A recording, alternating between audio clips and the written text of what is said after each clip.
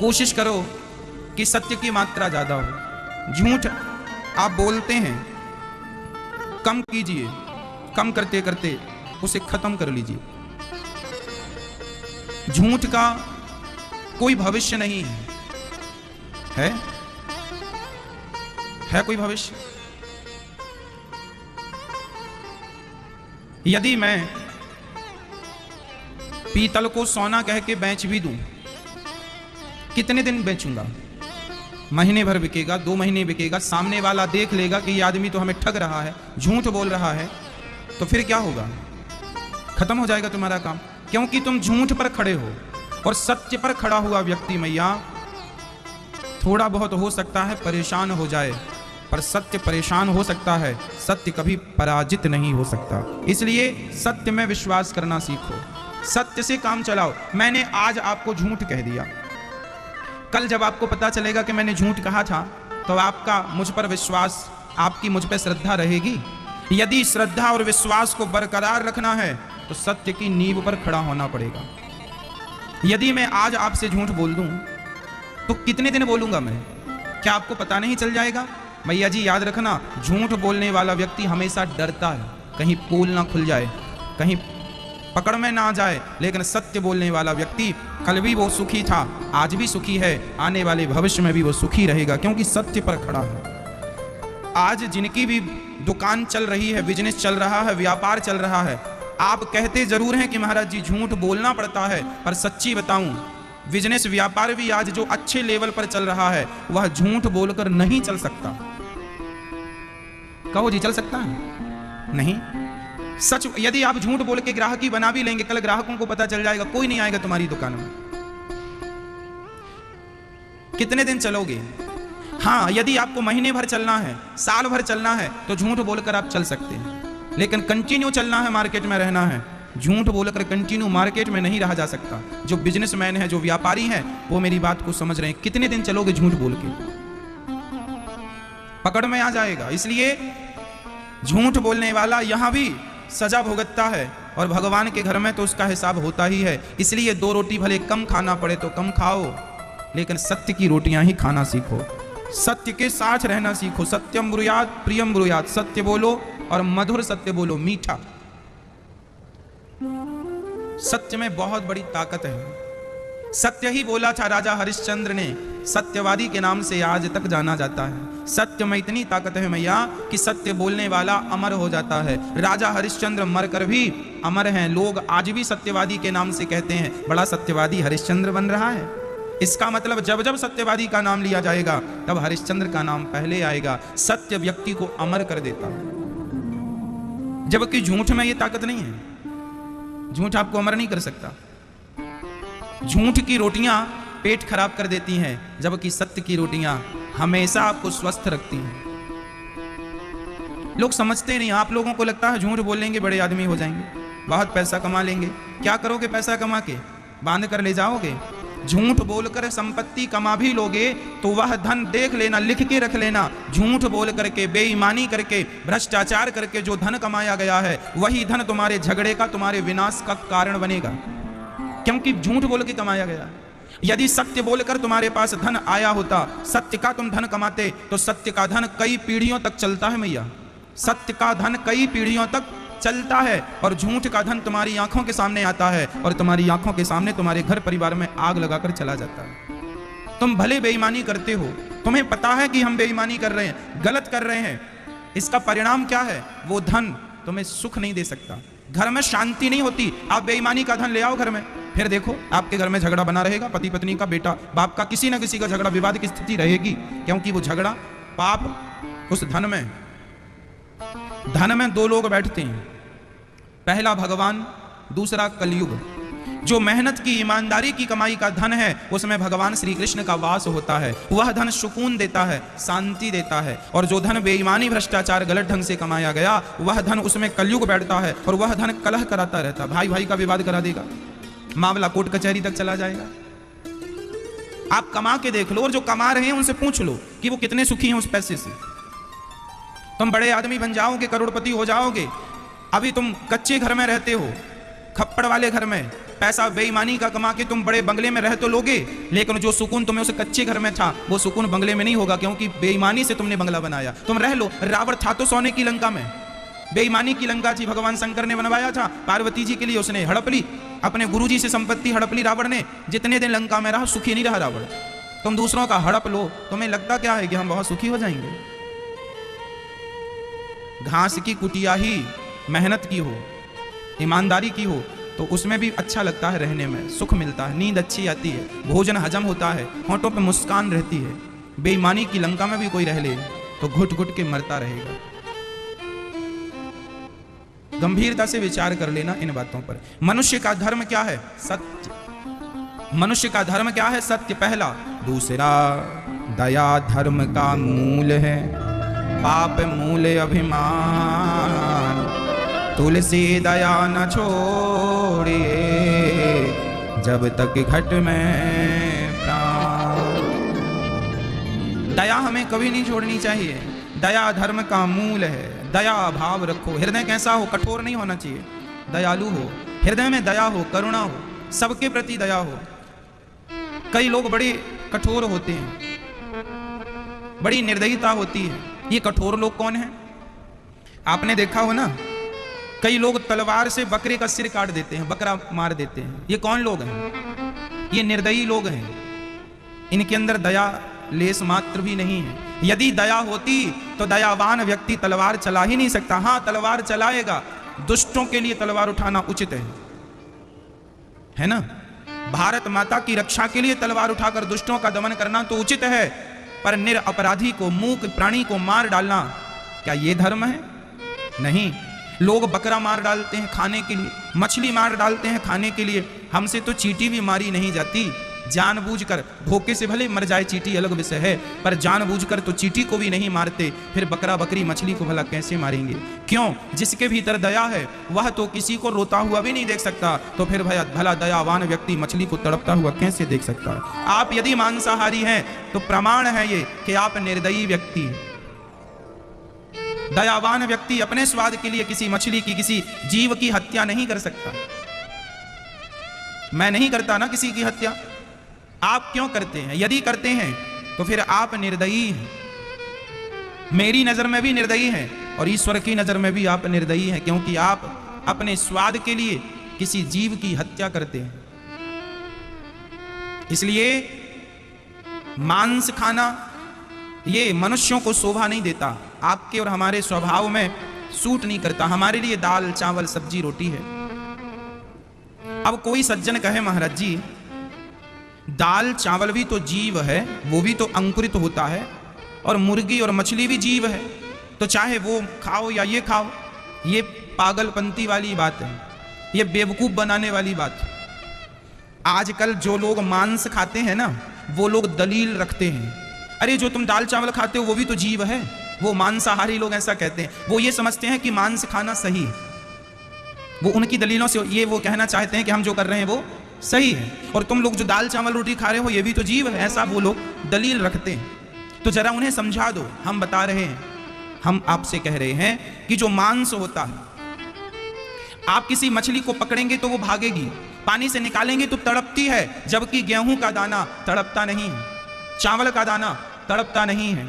आप किसी मछली को छुएंगे वो प्राण बचाने की पूरी कोशिश करेगी, जबकि गेहूं के दाने को आप छुएंगे वो भागने की कोशिश नहीं करता। इसका पूरा अर्थ यह है कि मछली और गेहूं के दाने में अंतर है। गेहूं का दाना ईश्वर ने खाने के लिए ही बनाया है, जबकि मछली तड़पती है, जबकि गेहूं का दाना नहीं तड़पता। इसलिए उसे ना खाया जाए और इसे खाया जाए, गेहूं के दाने को खाया जाए, गेहूं चावल खाओ।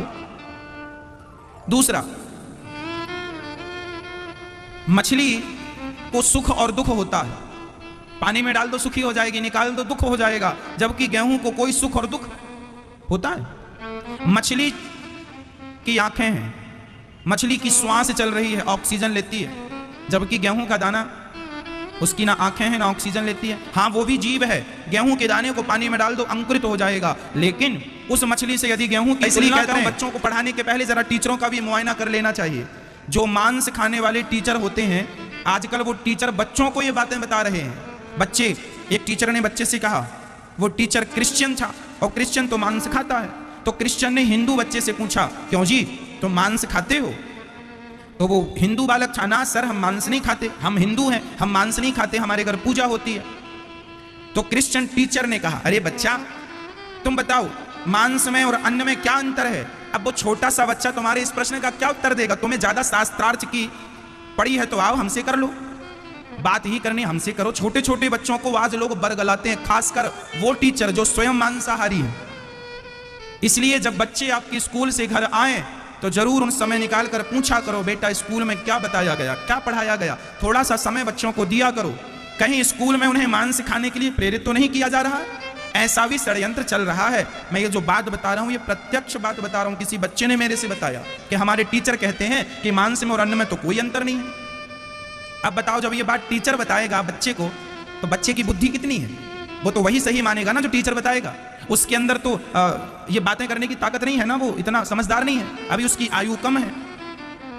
इसलिए कहता हूं बच्चों को घर में बिठाकर उनसे जरूर पूछा करो प्यार से, स्कूल में क्या चल रहा है, क्या बात हो रही है, वो क्या कहते हैं आपके टीचर, क्या बताते हैं आपको, क्या पढ़ाते हैं, क्या सिखाते हैं, कहीं गलत तो नहीं सिखा रहे हैं? कल को फिर गलत रास्ता अपनाएगा कौन जिम्मेदार होगा? बताओ अपने बच्चों को सब चीजें, समझाओ उन्हें। अन्न अन्न होता है, अन्न खाने के लिए ईश्वर ने बनाया है, मांस खाने के लिए ईश्वर ने नहीं बनाया। हमारा पेट दाल चावल सब्जी रोटी से भर जाता है तो हम मछली क्यों खाएं, मुर्गा क्यों खाएं? इसलिए अपना धर्म ना बिगाड़ो। मांस खाने वाला ना घर का रहेगा ना घाट का रहेगा, फिर तुम्हारा धर्म क्या है? तुमने तो अपना धर्म गवा दिया। अरे जिस आदमी का खान पान बिगड़ गया उसका धर्म बिगड़ गया। धर्म काहे से बिगड़ता है बताओ? एक शुद्ध आदमी काहे से शुद्ध है? आप बहुत शुद्ध व्यक्ति हैं तो शुद्ध काहे से है? गंगा नहाने से शुद्ध होता है कोई? तो सब नहा आवे गंगा। केवल गंगा नहाने से शुद्धि नहीं मिलेगी मेरी मां, खान पान की शुद्धि हो, व्यवहार की शुद्धि हो, विचार की शुद्धि हो, संग की शुद्धि हो। आप गलत संग करेंगे आपके अंदर गलत प्रभाव पड़ेगा, गलत खान पान रखेंगे गलत बातें होंगी। इसलिए आहार शुद्ध, आहार मतलब भोजन, आहार शुद्ध, व्यवहार शुद्ध, जो हम व्यवहार आपके लिए करें वह भी शुद्ध, आहार शुद्ध, व्यवहार शुद्ध। और तीसरा संग शुद्ध, हम अच्छे लोगों की संगति करें। गलत अब हम अनिरुद्धाचार्य होकर आपको कथा सुनाए और आपको कथा सुनाकर जाकर हम शराबियों की संगत करने लगे तो क्या ये हमारे लिए शोभनीय है? अच्छी संगत करके फिर बुरी संगत ना करो, उस बुरी संगत का परित्याग कर दो यदि जीवन में सुख सुकून और शांति चाहते हो तो। इसलिए मैया बच्चों को लेके बहुत सावधान रहने की जरूरत उनके माता पिता को है। माता पिता सावधान रहें। बच्चों की अच्छी संगति और बुरी संगति स्कूल से ही शुरू होती है। बच्चों का बनना और बिगड़ना स्कूल से चालू हो जाता है। माँ बाप ध्यान नहीं देते, बिगड़ जाते हैं बच्चे। सही समय पर सही बात कह दी होती, बच्चों को सही ज्ञान दे दिया होता, बिगड़ते ना। पर माँ बाप तो लापरवाह हो गए हैं। मनुष्य का धर्म है सत्य के रास्ते पर चलना, दया रखना, दया मनुष्य का धर्म है। शास्त्र बहुत हैं, शास्त्रों का सार क्या है ये प्रश्न है भागवत जी का। सभी शास्त्रों का सार क्या है?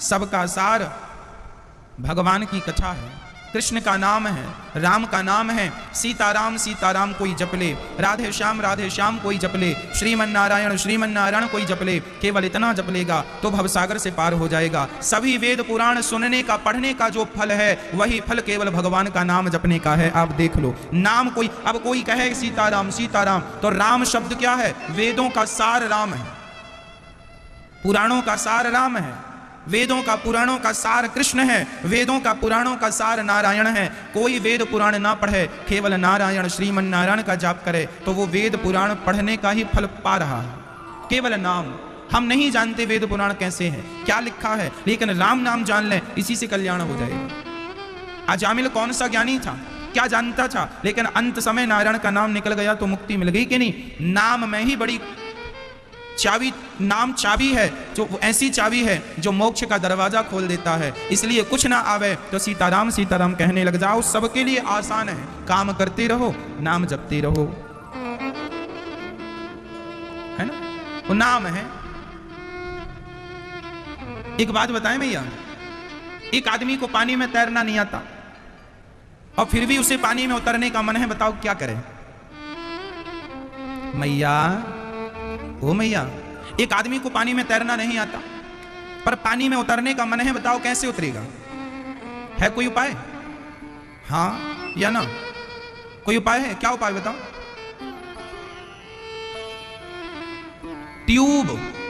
ट्यूब में हवा भर ले और ट्यूब में हवा भर के पानी में वो ट्यूब को अपनी कमर में बांध ले और पानी में उतर जाए। कहो जी, हाँ या ना? आजकल प्लास्टिक का भी साधन आता है, उसको आप कमर में बांध लीजिए और पानी में, आपको तैरना भले ना है लेकिन वो ट्यूब आपको डूबने नहीं देगा। मैया, यदि ट्यूब पर कोई भरोसा कर ले तो ट्यूब के बल पर लोग नदी पार कर सकते हैं। अरे ट्यूब में यदि विश्वास करते हो तो वो ट्यूब तुम्हें नदी पार करा देता है। भगवान पर विश्वास कर लोगे तो क्या वो नाम भवसागर से पार नहीं लगा देगा?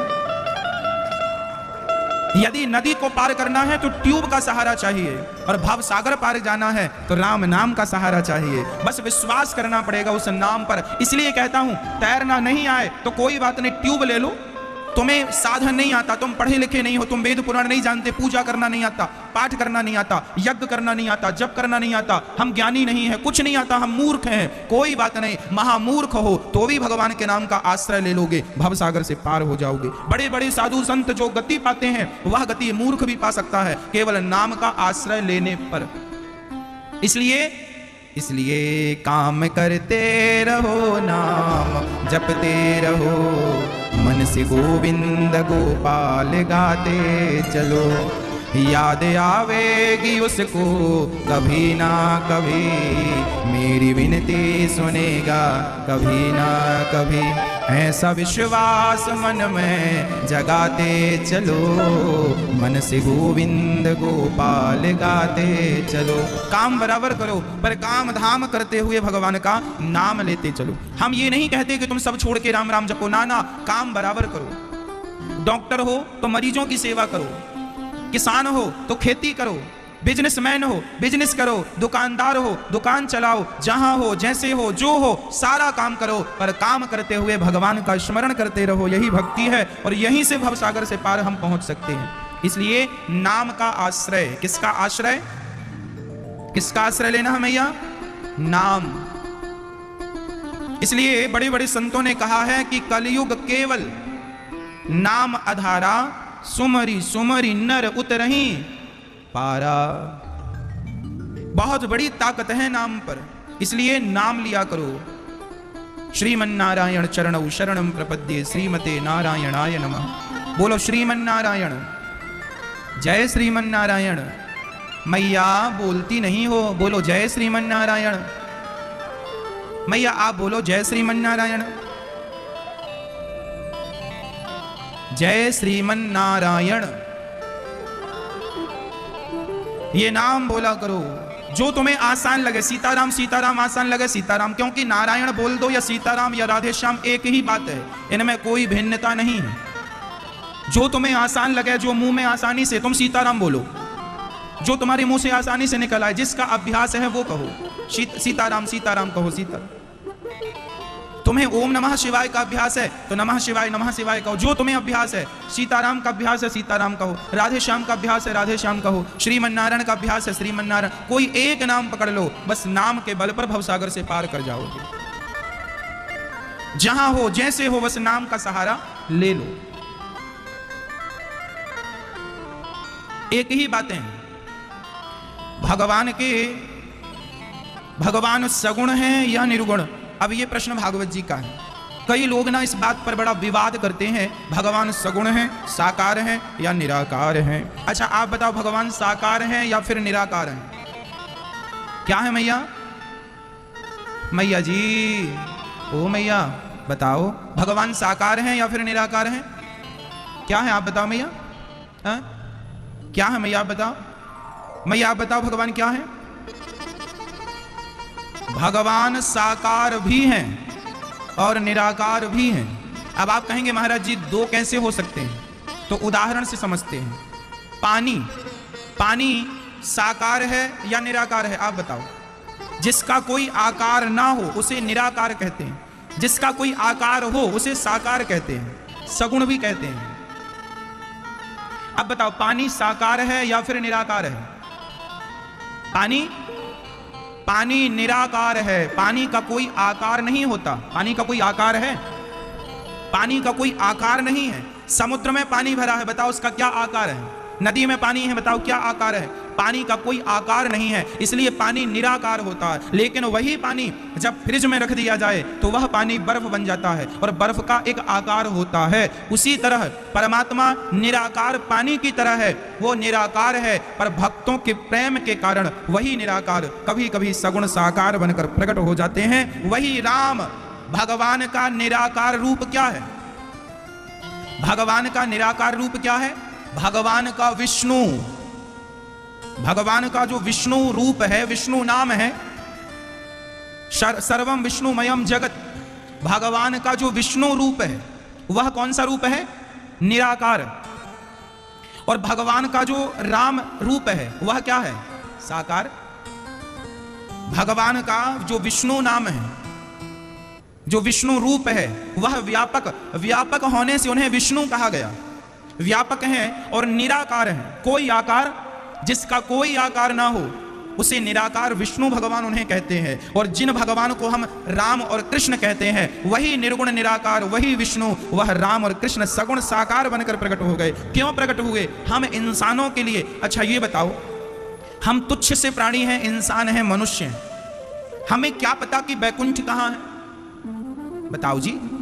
क्योंकि निर्गुण निराकार रूप जो भगवान का है वह बैकुंठ पति है। भगवान विष्णु वैकुंठ पति है। अब कोई कहे कि भगवान निराकार है, ठीक है निराकार है, पर निराकार कहां है? किसी को नजर नहीं आ रहे हैं। और बैकुंठ कहां ढूंढने हम जाएंगे? कहां है बैकुंठ? इसलिए निराकार की पूजा नहीं हम कर सकते। फिर हमारे लिए भगवान ने क्या योजना बनाई? हमने कहा प्रभु निराकार आप हो, हम कहां ढूंढते फिरें, हमारा ध्यान किसमें लगाएं? कोई तो अवलंब चाहिए ना ध्यान लगाने के लिए, कोई तो सहारा चाहिए। तब फिर विष्णु भगवान, भगवान नारायण ने विचार किया कि ये मनुष्य लोग निराकार का ध्यान नहीं कर पाएंगे, तो हम मनुष्यों के लिए वही निराकार परमात्मा राम बनकर आए। चलो हम तुम्हारे लिए अयोध्या आ रहे हैं। हमने बैकुंठ तो नहीं देखा पर हमने अयोध्या देखी।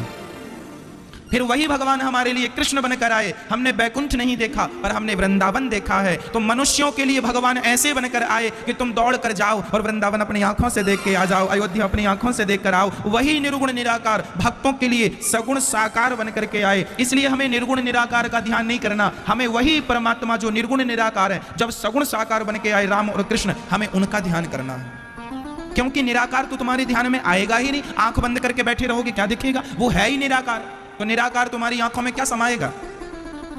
बताओ जी। निराकार को, निराकार है, आकार ही नहीं है, क्या देखोगे?